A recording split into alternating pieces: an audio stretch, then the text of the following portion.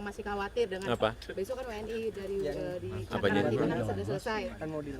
Akan ada Ya, itu Ya itu proses protokol kesehatan dari WHO yang kita ikuti secara ketat, ya, secara ketat.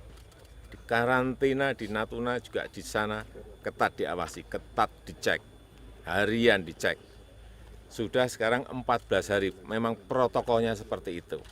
Jadi kalau sekarang mereka kembali ke masyarakat ya itu dipastikan bahwa itu memang prosedur sudah dilalui dan kembali. Kita harapkan masyarakat juga menerima padanya, memang sudah 14 hari di karantina dan nggak ada masalah.